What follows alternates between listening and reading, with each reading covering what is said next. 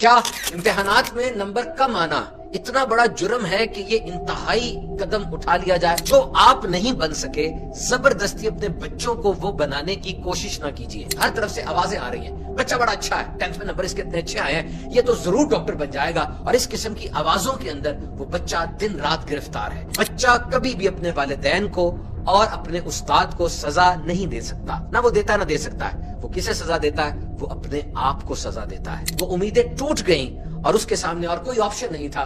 सारी गलियां, सारे रास्ते बंद हो गए। सिर्फ एक ही तरीका उसको नजर आया कि वो अपनी जान खुद ले।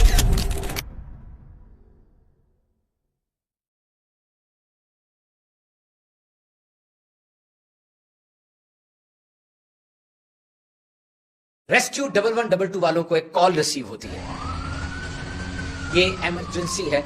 पता चला कि नहर में एक लाश तैरती नजर आई है। वो फौरन वहां पहुंचते हैं और क्या देखते हैं कि एक बच्चा है जिसकी लाश है और नहर में पानी के बहाव के साथ चलती चली जा रही है। और नहर के करीब ही उस बच्चे का बस्ता, स्कूल बैग और जूते भी मिल जाते हैं। वहां एक अजीब सी सोगवारी सी और एक गमी की कैफियत है। लोग पूछ रहे हैं कि माजरा क्या है।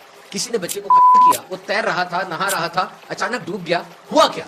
फिर उसके बैग को खोला गया और उस बैग के अंदर एक नोट, एक कागज बरामद हुआ जिसमें लिखा था, मेरे प्यारे अब्बू, मेरी प्यारी अम्मी, मुझे माफ कर दें। मेरे नंबर अच्छे नहीं आए और मेरी अब कोई इज्जत नहीं रहेगी, लेकिन मैंने कोशिश बहुत की थी, आप मुझे माफ कर दें। अल्लाह हाफिज। तो क्या इम्तिहानात में नंबर कम आना इतना बड़ा जुर्म है कि ये इंतहाई कदम उठा लिया जाए? और ऐसी ही कुछ कहानी पंजाब के शहर नारोवाल में एक 9th क्लास की लड़की के साथ ऐसा वाकया हुआ कि उसने नंबर कम आने पर अपने आप को पर्दे से लटका लिया और सुसाइड कर ली। नहर में डूबने वाले अकबर के बारे में जब उसके दोस्तों से बात की गई तो उसके क्लासमेट्स ने बताया कि अकबर बहुत ही अच्छा और बहुत ही ज़हीन तालिबुल इल्म था और हर वक्त कुछ ऐसा कहता कि मेरे वालिदैन को मुझसे बहुत उम्मीदें हैं और मैं उनकी उम्मीदें तोड़ नहीं सकता। और फिर जब नंबर कम आए, वो उम्मीदें टूट गईं और उसके सामने और कोई ऑप्शन नहीं था। सारी गलियां, सारे रास्ते बंद हो गए। सिर्फ एक ही तरीका उसको नजर आया कि वो अपनी जान खुद ले ले। कसूरवार कौन? वो इम्तिहानी निजाम, वो एजुकेशन सिस्टम जहां पर नंबर्स को ही सब कुछ बनाकर पेश किया जाता है, या वो घर जहां पर हर वक्त मुकाबले की, मुआजने की, आगे बढ़ने की, हर सूरत में आगे बढ़ने की बातें की जा रही हैं। WHO के मुताबिक पाकिस्तान में रोजाना 15 से 35 अफराद वो खुदकुशी कर रहे हैं, यानी हर घंटे में एक फर्द, और इसमें एक बड़ी तादाद नौजवान स्टूडेंट्स की भी है। हमारे नाजरीन, एक लम्हे के लिए उस स्टूडेंट के जहन के बारे में सोचें जो दिन रात पढ़ रहा है। उस पर प्रेशर है, दबाव है कि उसने डॉक्टर बनना है, लेकिन वो डॉक्टर नहीं बनना चाहता। कोशिश के बावजूद वो अपना इंटरेस्ट, अपनी दिलचस्पी इस फील्ड में पैदा नहीं कर सका, लेकिन हर तरफ से आवाजें आ रही हैं, बच्चा बड़ा अच्छा है, 10th में नंबर इसके इतने अच्छे आए हैं, ये तो जरूर डॉक्टर बन जाएगा। और इस किस्म की आवाजों के अंदर वो बच्चा दिन रात गिरफ्तार है। जैसे जैसे टेस्ट की डेट करीब आती चली जा रही है, एग्जाम्स करीब आते चले जा रहे हैं, आवाजें बुलंद होती चली जा रही हैं और वो शदीद टेंशन के अंदर दिन रात पढ़ रहा है। मजा नहीं आ रहा, सही तरह से ग्रैस्प भी नहीं हो रहा। और फिर इम्तिहान अच्छा नहीं हुआ, इस बात का उस बच्चे के अलावा किसी को पता भी नहीं है। और अब आगे कंपटीशन इतना ज्यादा है। जानते हैं आप कितना कंपटीशन है? MD-CAT, ये वो टेस्ट है जो पाकिस्तान में मेडिकल यूनिवर्सिटी या कॉलेज में दाखिले के लिए कंपलसरी और लाजमी है। पूरे पाकिस्तान के 117 मेडिकल कॉलेजेस के अंदर सिर्फ 16,300 सीटें हैं और MD-CAT देने वाले स्टूडेंट्स, उनकी तादाद 2023 में 1,80,000 थी। प्राइवेट मेडिकल कॉलेज के अंदर फीस वो एक साल की 20 लाख रुपए है। और इंडिया के अंदर जो सरकारी मेडिकल कॉलेजेस हैं उनमें 55,000 सीटें होती है, 55,000 लोग दाखिला ले सकते हैं। और इन 55,000 सीटों के लिए पूरे इंडिया में 25 लाख स्टूडेंट्स वो वहां का पेपर देते हैं, नीट का, NEET नीट, जो कि मेडिकल एंट्री टेस्ट है। इतने सख्त कंपटीशन में अब वो घर वालों की उम्मीदें पूरी नहीं कर सक रहा और वो टेस्ट सही तरीके से पास नहीं कर सक रहा। अब क्या होगा? आप सोचिए, उस नौजवान का जहन कैसे बनता है, डिस्टर्बेंस कहां होती है। दर हकीकत हमारे जहन में स्ट्रेट लाइन बनी हुई है, मैट्रिक में अच्छे नंबर आएंगे, इंटर में अच्छे नंबर आएंगे, MD-CAT, E-CAT, नीट या GE का टेस्ट में अच्छे नंबर से पास कर लूंगा और उसके बाद मैं किसी मेडिकल यूनिवर्सिटी या इंजीनियरिंग यूनिवर्सिटी में चला जाऊंगा और फिर उसके बाद पैसे ही पैसे, अच्छी नौकरी, इज्जत, हर तरफ से वाह वाह के नारे होंगे और ये काम ठीक हो जाएगा। और जब टेस्ट में या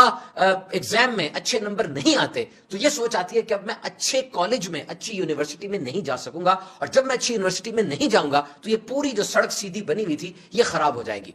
नाजरीन, आप याद रखिएगा कि 17 साल से लेकर 30 साल तक की उम्र ये बड़ी डेंजरस और बहुत ही ज्यादा पैरेलस उम्र होती है। उम्र का ये वो हिस्सा है जिसमें इंसान अब बड़ा हो रहा है وہ پریکٹیکل ہو رہا ہے, اس کے پاس ڈگری آ رہی ہے, جو خواب اس نے دیکھے ہیں اس نے ان خوابوں کو پورا بھی کرنا ہے, اپنے والدین کا ہاتھ بھی بٹانا ہے, شادی کرنی ہے, نوکری کرنی ہے, گاڑی بنگلہ سب کچھ اسی عمر کے حصے میں کرنا ہے. تو اس عمر کے حصے میں انسان کتنی ٹینشن میں ہوگا. اور جب وہ اسٹوڈنٹ جس کی ہم نے بات کی تھی اس کے نمبر اچھے نہیں آئیں گے تو اس وقت اسے باتیں سننے کو ملیں گی, بےزتی کرا دی, تجھے اور کون سا کام کہا تھا, تجھے تو فوجیوں میں بھی لے کے نہیں جاتے تھے, سارا دن پتہ نہیں کیا کرتا رہا کتاب میں گھس کے, تیرے کزن کے تجھ سے زیادہ نمبر آ گئے. یہ سارے جملے ایک گھن کی طرح اس کے جسم کو کھوکھلا کرتے چلے جاتے ہیں اور پھر اس کے سامنے کوئی اور آپشن بچتا نہیں ہے. وہ بہت ایک چھوٹی عمر کا بچہ ہوتا ہے, 15 16 17 سال کے اندر پری فرنٹل کارٹیکس, یہ دماغ کا اگلا حصہ جہاں پر ڈیسیژن ہوتے ہیں, وہ تو پراپرلی ڈیولپ بھی نہیں ہوئی ہوتی. اور ایسی حالت کے اندر جب وہ میڈیا کو دیکھتا ہے, ناول پڑھتا ہے, دوسری کہانیوں کو سنتا ہے تو اسے خودکشی ہی واحد سولوشن نظر آتا ہے. ہزاروں کیریئرز ہیں جناب, ہر دروازہ کھلا ہوا ہے, آپ نے پتہ نہیں کیوں 2-3 دروازے رکھے ہوئے ہیں اور حکم بھی دیا ہوا ہے کہ انہی دروازوں پہ فوکس کرو, کہیں اور نہیں دیکھنا. یعنی آپ کے خیال کے مطابق 1,80,000 لوگ جنہوں نے ایم ڈی کیٹ کا پیپر دیا, صرف 16,000 اس میں سے پاس ہوئے, تو باقی 1,60,000 اس میں کوئی ٹیلنٹ نہیں ہے, وہ کیپیبل نہیں ہے, وہ کچھ نہیں کر سکتے. ان کے آگے ایک زندگی پڑی ہے اور اس زندگی کے اندر کتنا پوٹینشل ہے, کتنا کچھ ہے. آپ جائیے اور دنیا کی ہائیلی پیڈ جابز کو پڑھیے, ان کیریئرز کو پڑھیں اور اپنے بچوں کو ان کیریئرز کی طرف لے کر آئیں. اور اب میں ایک میسج دوں گا پیرنٹس کو اور ٹیچرز کو, والدین کو خاص نصیحت ہے. نمبر 1, جو آپ نہیں بن سکے زبردستی اپنے بچوں کو وہ بنانے کی کوشش نہ کیجیے, اور پیدائش کے ساتھ ہی یہ اعلان نہ کر دیں کہ بھئی یہ بچہ, اس کی پیدائش کا مقصد یہ خاص ڈگری ہے. یاد رکھیے سب سے بہترین والدین کون ہوتے ہیں؟ ایکسلنٹ پیرنٹنگ کی ایک ایڈوائس سن لیجئے, وہ والدین جب بچے کو دیکھیں کہ بچہ گر گیا ہے, بچہ ٹوٹ گیا ہے, کوئی حادثہ ہو گیا, اس وقت, اس سانحے کے وقت وہ اپنے بچے کو تھپکی دیتے ہیں, اٹھاتے ہیں اور کہتے ہیں کوئی بات نہیں بیٹا, ہم تیرے ساتھ ہیں.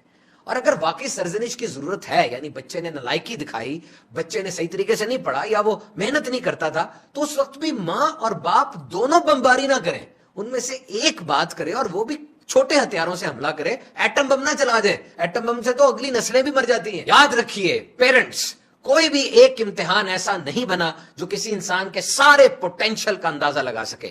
وہ انسان اصل میں کیا ہے, کوئی ایک امتحان اسیس نہیں کر سکتا. آپ خود سوچئے, یہ ایک صفحہ, یہ صفحہ, کیا ایک صفحہ پورے اتنے بڑے انسان کی قابلیتوں کا اندازہ لگا سکتا ہے؟ Never it is not possible. میرے پاس ایک بندہ آیا, اگر کہتا ہے نمبر اچھے نہیں آئے بچے کے, میں نے کہا پڑھا تھا, کہا بہت پڑھا تھا, راتوں کو جاگتا تھا, اچھی محنت کے ساتھ اس نے کام کیا تو نمبر اچھے نہیں آئے. میں نے کہا پھر یہ ناکام نہیں ہوا کہ جی یہ دیکھیں رزلٹ اس کا ناکام ہے. ناکام نہ کہو اس کو, اگر محنت کی ہے ناکامی نہیں ہے, وہ محنت اس امتحان میں نہیں تو کسی اور امتحان میں سامنے آ جائے گی, کیونکہ زندگی میں ایک امتحان تو نہیں, زندگی تو امتحانوں کا ایک سرکل ہے, چلتا رہتا ہے, ہوتا رہتا ہے. And think they are special, اس بات کو سوچے کہ میرا بچہ اسپیشل ہے. یہ بات یاد رکھیے گا, جب بھی کوئی ایسی بات ہوتی ہے, کوئی ایسی لغزش ہوتی ہے, کوئی ایسا واقعہ ہوتا ہے, بچہ کبھی بھی اپنے والدین کو اور اپنے استاد کو سزا نہیں دے سکتا, نہ وہ دیتا ہے نہ دے سکتا ہے. وہ کسے سزا دیتا ہے؟ وہ اپنے آپ کو سزا دیتا ہے.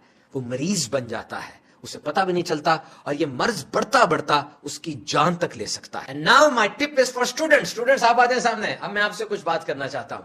یاد رکھیے ناکامی اتنی بری نہیں ہے جتنا برا آپ نے اس کو بنا دیا ہے. اتنی بدنام نہیں ہے یار یہ ناکامی, یہ تو ہوتی ہے. دیکھیے میں انکار نہیں کرتا, وہ خاص فیلڈ یا وہ خاص کورس یا وہ خاص ادارہ جہاں آپ جانا چاہتے تھے, یقیناً وہ اہم ہوگا, تبھی تو آپ جانا چاہتے ہیں اور اس کو آپ نے اپنی پریفرنس لسٹ میں سب سے اوپر رکھا ہوا ہے. لیکن اتنی بڑی دنیا میں اور اتنے جدید دور میں صرف ایک ادارہ اور ایک کورس, اور پھر اس کے نہ ملنے پر زندگی بھر کا روگ لگا لینا, انتہا درجے کی حماقت اور نادانی ہے. ہنر, اسکل ضرور سیکھیے, اور یہ بات یاد رکھیے, there is always a room for outstanding.